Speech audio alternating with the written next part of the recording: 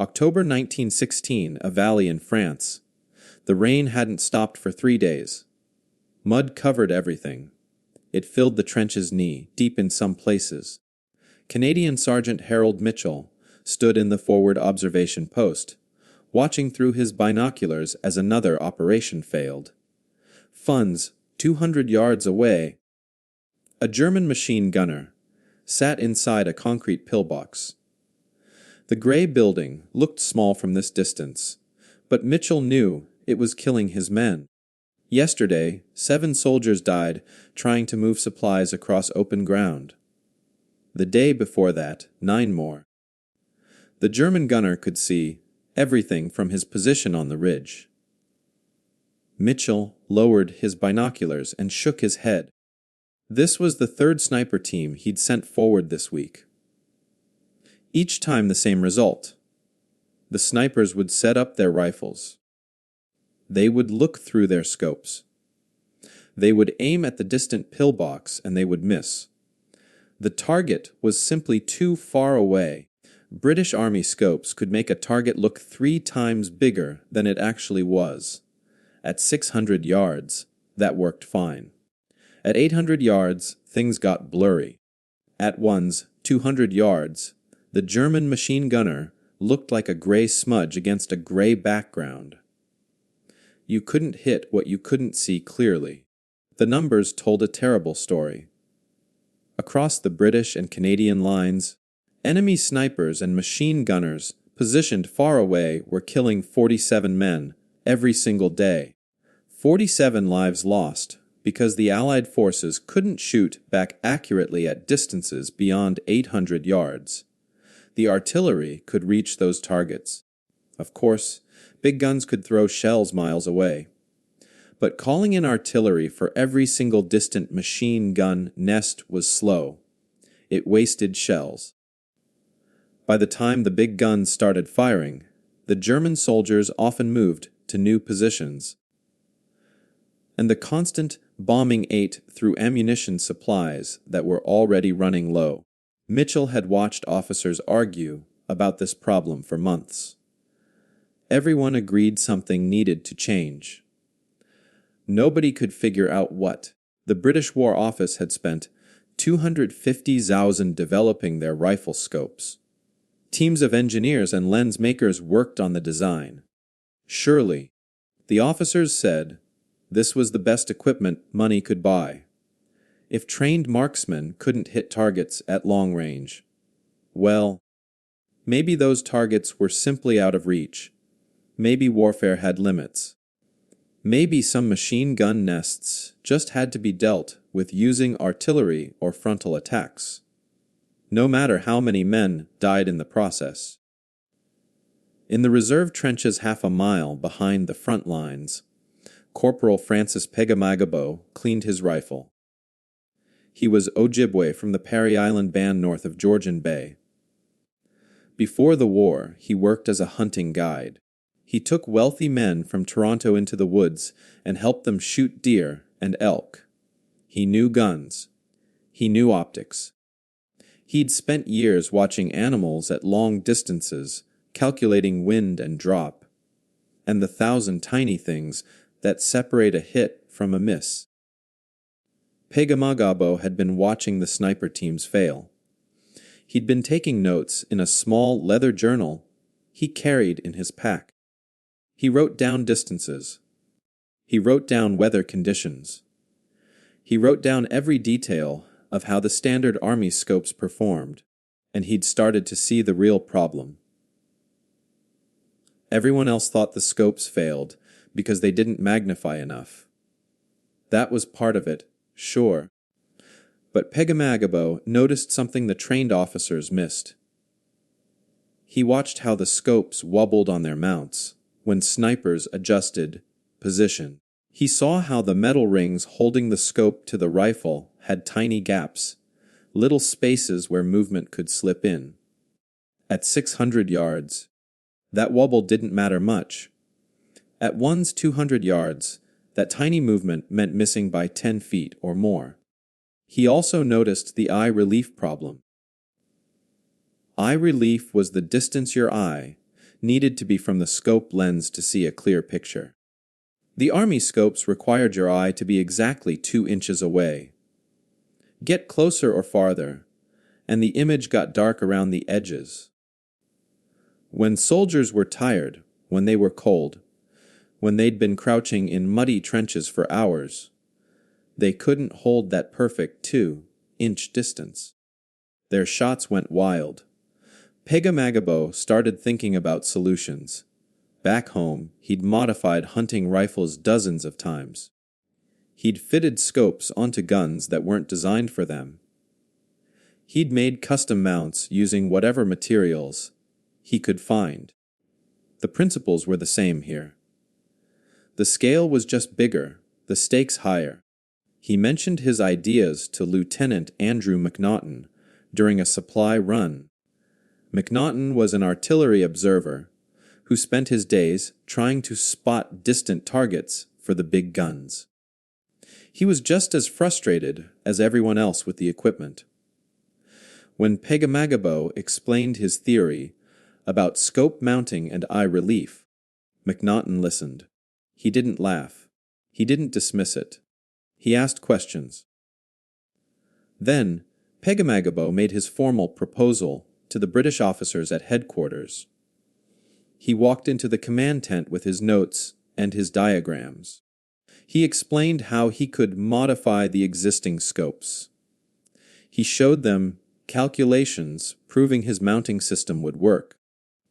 The officers looked at him like he'd suggested they fight the Germans with sharp sticks. Backyard tinkering, they called it. Amateur foolishness. The War Office had spent a fortune on these scopes. Engineers with university degrees designed them. What could a colonial corporal, an indigenous hunting guide, possibly know that they didn't? They laughed him out of the tent. But Pegamagabo had seen something they couldn't see. He'd noticed that the real problem wasn't the quality of British engineering. It was that the engineers had never actually fired these scopes at 200 yards in muddy trenches while being shot at. They'd tested them on calm days at firing ranges. Reality was different, and reality needed different solutions. Pegamagabo didn't wait for permission. 3 days after the officers laughed at him, he started working in a quiet corner of the reserve trenches. He'd found what he needed during a patrol through a destroyed observation post. British artillery observers used telescopes to watch enemy positions and call in fire. One of these telescopes lay smashed in the rubble, but its main lens was still intact. Pegamagabo picked it up and turned it over in his hands. The glass was thick and heavy, designed to gather light and show clear images at long distances. This lens magnified things 8 times bigger than normal. That was more than twice as powerful as the standard Army scopes. He took the lens back to his shelter and started planning. The telescope lens was too big to fit directly onto a rifle scope body. He needed to modify an existing scope to hold it. He chose an Aldis scope, the kind artillery observers used. The Aldis had a solid metal body, stronger than the regular sniper scopes. Over the next week, working by candlelight after his shifts on the line, Pegamagabo carefully fitted the telescope lens into the Aldis body. He had to file down the edges of the lens mount to make everything fit together. The work was slow. One mistake would ruin the lens forever. But the lens was only part of the solution. The real innovation came in how he mounted the scope to the rifle. This was where everyone else had failed without knowing it. Pegamagabo collected spent brass shell casings from the firing range. He sat with a metal file and worked the brass for hours, creating thin flat pieces called shims. These shims would go between the scope rings and the rifle, filling in the tiny gaps where wobble happened. The measurements had to be perfect. Pagamagabo did the math in his journal. At one's 200 yards, if the scope moved just half a degree, the bullet would miss by 10 feet. He needed to hold the scope so steady that it moved less than 1/10 of a degree. That meant his brass shims had to be exactly the right thickness. He measured them with calipers borrowed from the artillery repair shop. Each shim was filed down to 2/100ths of a millimeter. That's thinner than a human hair.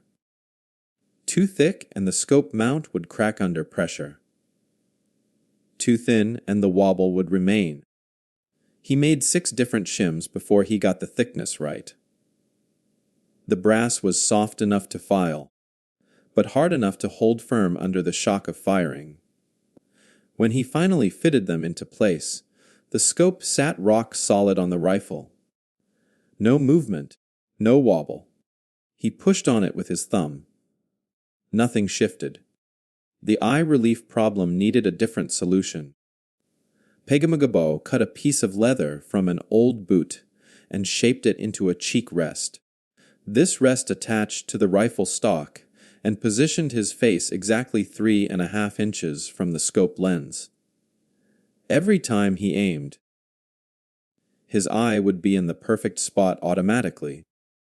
He didn't have to think about it or measure it. The leather rest did the work for him. When he finished, he had a scope that magnified 7.5 times, gathered more than twice as much light as standard equipment, and sat perfectly stable on the rifle. The whole thing cost him about 3 pounds in materials. A factory-made scope cost 45 pounds and didn't work nearly as well at long range. Now he needed to test it. But firing a rifle in the reserve trenches would bring officers, running with questions he didn't want to answer yet. He needed a place where shooting was normal and expected. He needed someone willing to look the other way while he worked. Lieutenant McNaughton appeared at Pagamagabo's shelter one cold morning in late October. The artillery observer had been thinking about their earlier conversation. His own frustration with spotting distant targets had grown worse. When Pagamagabo showed him the modified scope, McNaughton held it up to the light and peered through the lens. His eyebrows went up. The clarity was remarkable. He could read letters on a supply crate 200 yards away that looked like gray blurs through his regular binoculars. McNaughton made a decision that could have ended his career. He offered Pagamagabo access to the artillery observation range. This range stretched 500 yards across empty farmland behind the Canadian lines. Artillery observers used it to practice spotting targets at extreme distances.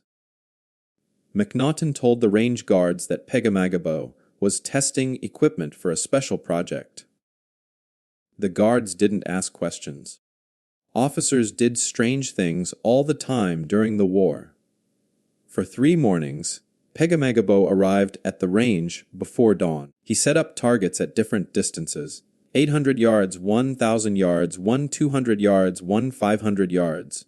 He fired slowly and carefully, adjusting his aim after each shot. He kept detailed notes about wind speed, temperature, and how the bullets dropped over distance. The results were stunning. At 200 yards, using the standard Army scope, trained snipers hit their targets about 12 times out of every 100 shots. Pagamagabo, using his modified scope, hit 68 times out of 100. The difference wasn't small. It was the difference between useless and deadly. McNaughton watched the 3rd morning session and saw enough. He went straight to Major General Arthur Currie, the commander of the Canadian Corps. Currie was known for listening to unusual ideas if they worked. McNaughton brought the target sheets showing Pagamagabo's hit rates. He brought the scope itself. He explained everything. Curry studied the numbers for a long time. Then he asked one question. Could Pegamagabo hit that German machine gunner in the pillbox, the one that had been killing Canadian soldiers for 2 weeks, the one sitting 400 yards away that nobody else could touch? Pegamagabo said he could. Curry authorized a field test for November 3, 1916. Word spread quickly through the trenches. The Americans in the adjacent sector heard about it. They heard that some Canadian corporal with a homemade scope was going to try an impossible shot. American officers sent observers to watch. They expected failure. They expected to see another useless colonial experiment blow up in everyone's face.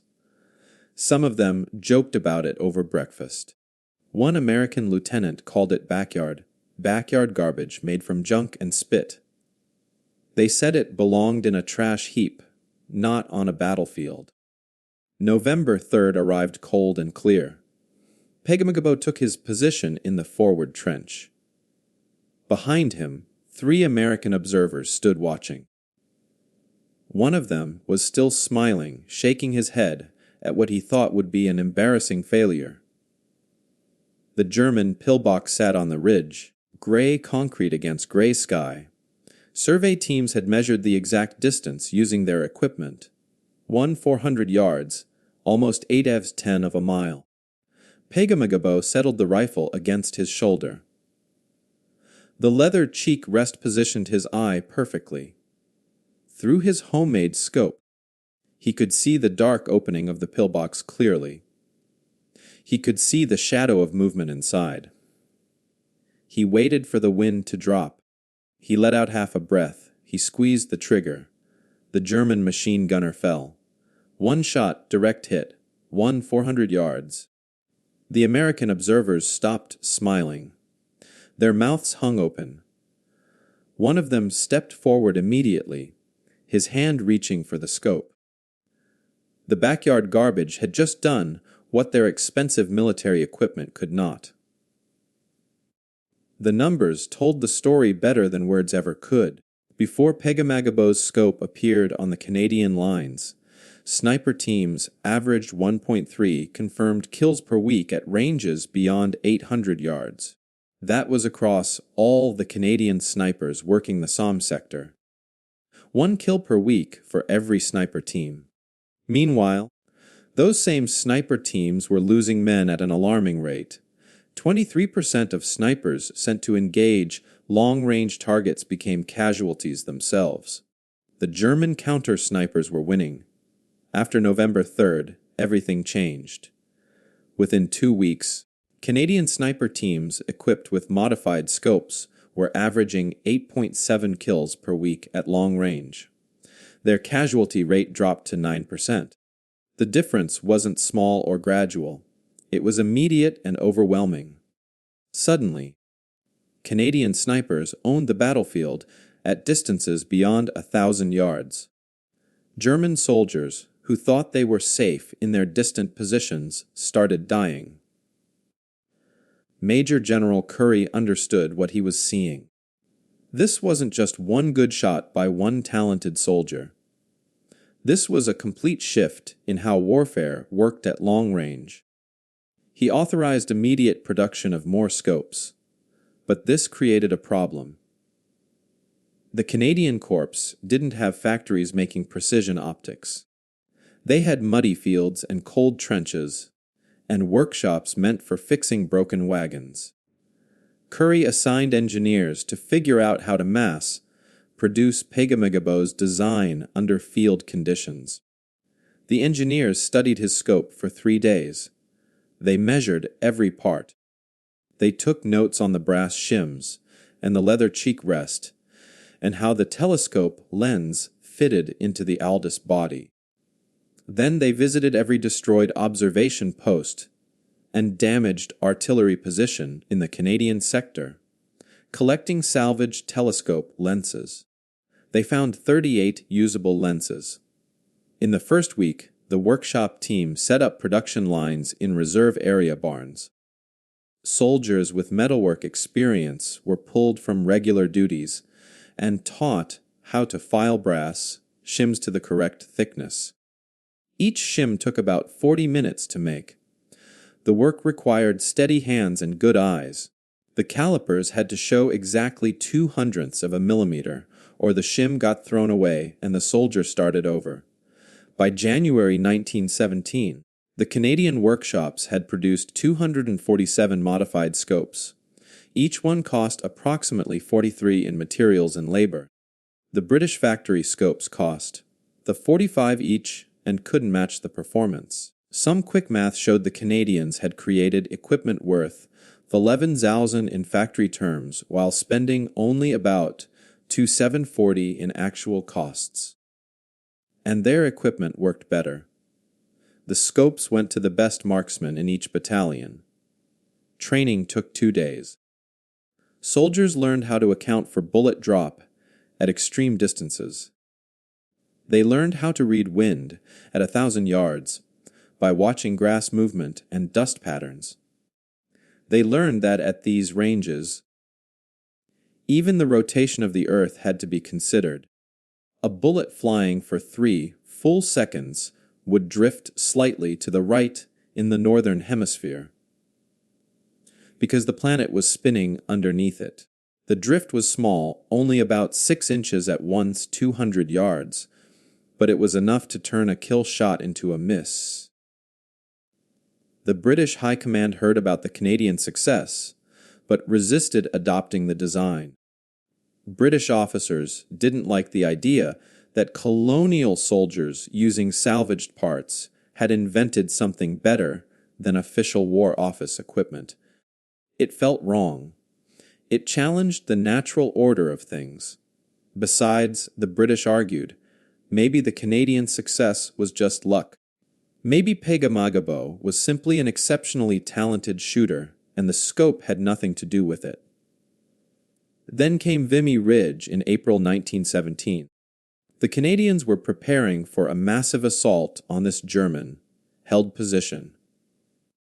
Before the infantry attack, Canadian snipers went to work. Over 2 weeks, they eliminated 89 German artillery spotters positioned in observation posts between 1,000 and 1,400 yards away. These spotters were the eyes of the German artillery. Without them, German gunners were firing blind. When the Canadian infantry finally attacked Vimy Ridge on April 9th, the German artillery response was confused and poorly aimed.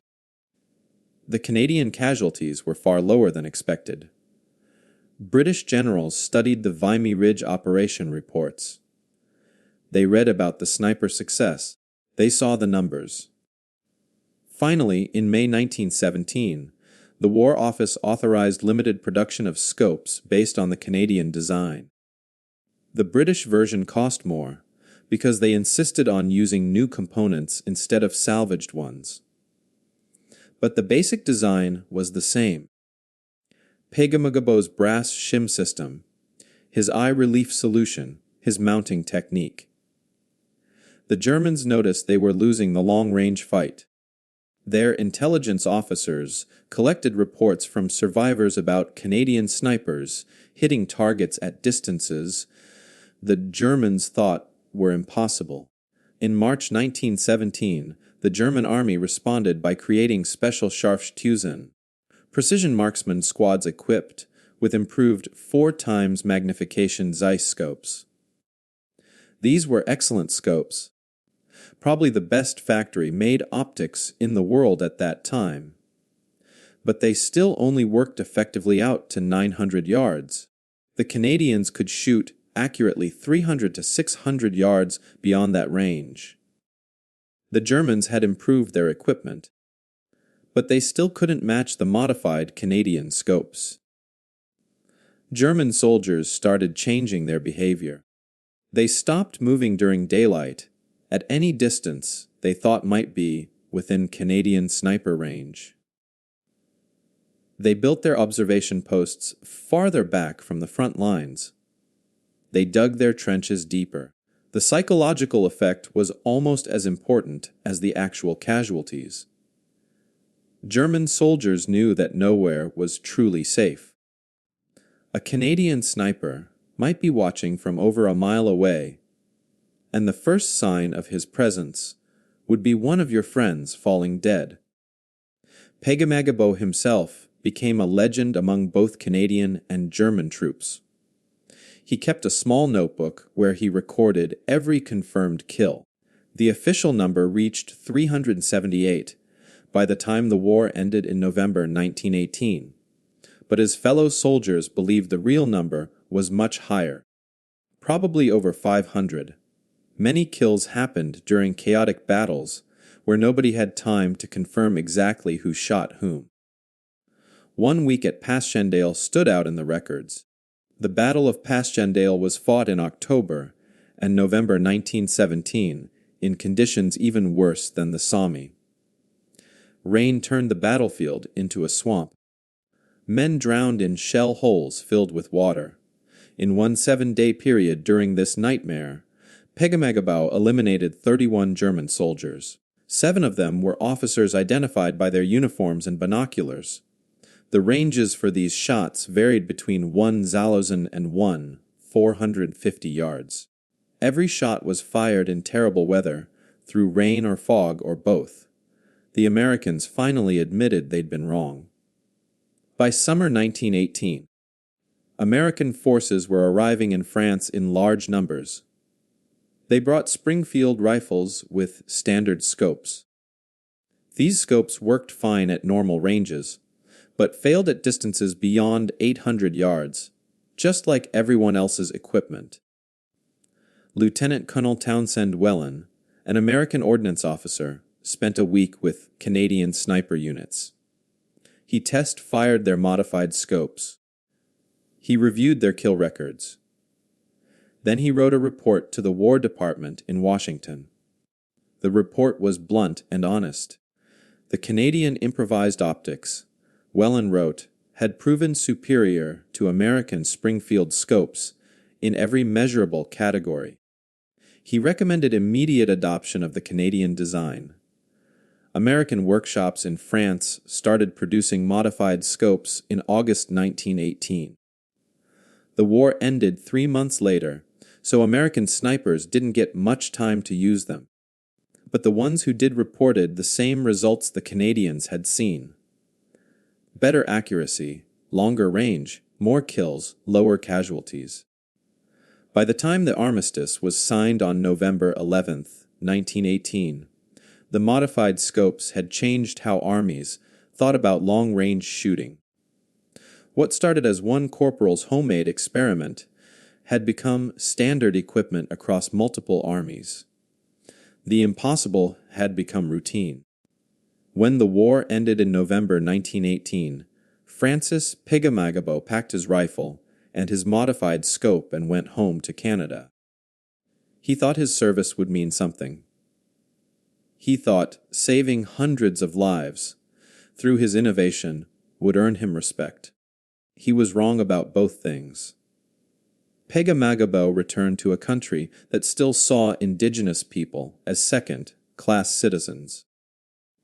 The same officers who'd praised him in France wouldn't shake his hand in Toronto. He applied for jobs using his military record and got turned away. Factory managers looked at his Ojibwe name and told him all positions were filled. The British Army gave him the Military Medal with 2 bars. This was the 3rd highest decoration Britain awarded for bravery. Only the Victoria Cross and the Distinguished Conduct Medal ranked higher. Pegamagabo was the most decorated Indigenous soldier in Canadian history. None of that mattered to the men hiring at the steel mill or the lumber yard. He ended up working at a factory that made rope. The pay was low. The work was hard. Nobody there knew or cared what he'd done during the war. But his scope design lived on even as the man who invented it faded into obscurity. Military engineers in Britain and America studied the principles behind his modifications. They understood now what Pegamagabo had figured out in a muddy trench with a file and some brass casings. The stability of the scope mount mattered more than the quality of the glass. Eye relief consistency determined whether a soldier could actually use the magnification effectively. These weren't complicated ideas, but nobody had put them together correctly until Pega-Magabo did. In the 1930s, the British Army adopted the pattern 1918 telescopic sight as standard equipment for sniper rifles. The design borrowed heavily from Pega-Magabo's work. The mounting system used precisely machined shims to eliminate wobble, exactly like his brass shim concept. The eye relief was calculated to allow consistent positioning without requiring the shooter to think about it. The pattern 1918 became the foundation for British sniper scopes through World War II and beyond. Thousands of these scopes were manufactured. British and Commonwealth snipers used them in Europe, Africa, and Asia. Every single one traced its basic design back to a hunting guide from Perry Island, who nobody had wanted to listen to. American scope makers followed a similar path. John Inertle, who became famous in the 1950s for building target-grade rifle scopes, developed a mounting system that used the same principles Pega-Magabo discovered. Inertle's scopes were considered the best in the world for long-range precision shooting. Competitive shooters paid premium prices for them. The marketing materials talked about innovative engineering and scientific design. Nobody mentioned that the core concept came from a Canadian corporal filing brass in a trench 40 years earlier. The evolution continued through the decades. By the 1960s, variable power scopes allowed shooters to adjust magnification from 3 times to 9 times or higher with a simple twist of a ring. But these advanced scopes still needed solid mounting systems to work correctly. Engineers still struggled with the same problem Pega-Magabo solved: the problem of keeping a scope perfectly aligned with the rifle through thousands of shots and hard use. Modern solutions involved aerospace-grade aluminum and computer-controlled machining, but the principle remained identical: fill the gaps, eliminate the wobble, keep everything stable. Military snipers in Vietnam used scopes that incorporated Pega-Magabo's eye relief concepts without knowing where those concepts originated. Police sharpshooters training in the 1970s learned mounting techniques that could be traced directly back to his brass shim system. Hunters buying premium rifles in sporting goods stores benefited from design improvements that started with a man they'd never heard of. Pega-Magabo himself never profited from any of this. He never received royalties or recognition from the scope manufacturers who used his ideas. He worked his factory job and lived in a small house and raised his family. He became active in Indigenous rights advocacy, fighting for better treatment of First Nations people in Canada. The government usually ignored him. When he died in 1952 at age 61, his obituary in the local paper was 3 paragraphs long. It mentioned he'd served in World War I. It didn't mention the scope. It didn't mention the 378 confirmed kills. It didn't mention that he'd changed how modern warfare worked. 64 years passed before Canada inducted him into the Military Hall of Fame in 2016. By then, everyone who'd served with him was dead. The ceremony was nice, but it was also sad in its lateness. Why did it take more than 6 decades to honor the most decorated Indigenous soldier in Canadian history? The answer was uncomfortable, but obvious. Pega-Magabo was Indigenous in a country that didn't want to acknowledge Indigenous excellence. Today, precision rifle shooters compete in matches where they engage targets at distances exceeding a mile. Their equipment is extraordinary. Scopes cost 8,000 or more. The rifles are custom, built by master gunsmiths. Computer programs calculate bullet trajectories, accounting for temperature, air pressure, humidity, the Coriolis effect from Earth's rotation, even the curvature of the Earth itself for the longest shots. These shooters can hit targets the size of a dinner plate at ranges Pega would have considered impossible.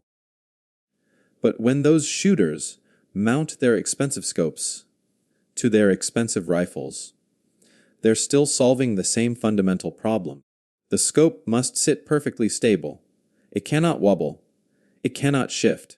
The mounting system must be absolutely solid, or all that expensive glass and all those computer calculations mean nothing. Modern scope rings use crossed bolts and precisely machined surfaces and thread locking compounds. They're engineering marvels, but they do exactly what Pega filed brass shims did. They fill the gaps and eliminate movement. The lesson here cuts deeper than just optics and rifles. It reveals something important about how innovation actually happens. The experts at the British War Office spent for 250,000 developing scopes that didn't work well enough. They had university degrees and engineering training and access to the best workshops in Britain. They failed because they never actually had to use their equipment under real conditions. They tested on calm days at comfortable firing ranges. They never lay in freezing mud getting shot at while trying to hit a target 3.4 of a mile away. Pega succeeded because he understood the real problem. He wasn't trying to build the most expensive scope or the most impressive scope. He was trying to build a scope that worked when everything else was going wrong. He stripped the problem down to its basics. What makes a scope miss at long range? Movement and inconsistent eye position. How do you fix those things? You eliminate the movement with shims. You fix the eye position with a cheek rest. Simple solutions to clearly defined problems. Modern militaries still struggle with this lesson. Defense contractors still build weapon systems that work beautifully in laboratories and fail in deserts or jungles or mountains. Billions of dollars still get spent on equipment that sounds impressive in presentations but breaks under real use. The pattern repeats endlessly because institutions resist learning from unexpected sources. Pega scope reminds us that the best answer might come from someone everyone is ignoring. The solution might be simple and cheap and obvious once you see it, but you have to be willing to look past credentials and titles and prejudices. You have to be willing to consider that maybe, just maybe, the hunting guide from the colonies knows something the generals don't.